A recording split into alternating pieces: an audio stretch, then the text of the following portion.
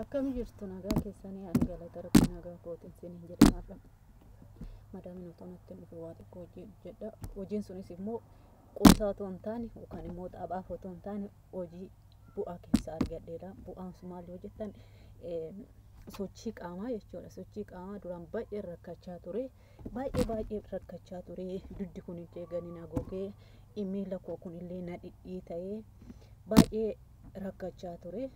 Achumaan nama jalaa dhaggeeffadheetu YouTube kan addaan ilaaluu jammaree na yaala jedheetuman jammaree hamma hundumaa qusti yookaan waan tokko nyaachuu koorra otoon sakandii shaniif warraaqsa cimaa godheen filadha. Ammas sunu niitiin tasa oola gadi baate ani dafeen daqiiqaa 5 isaa taatu 15 isaa taatu sochii qaamaa godhadha.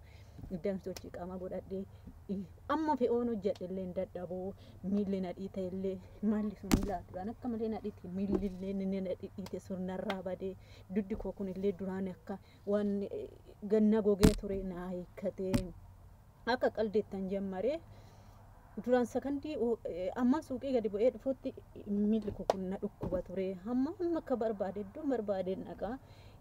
Sochiin kuni sochii baay'ee gaariidha. Akka qaldiitti otoo hin taane akka hojii keessanii fayyaa keessanii itti fudhattanii tolaaltanii natti tola ammas ishuma hojjechuufanii atooneetiin kun natti dhufeen.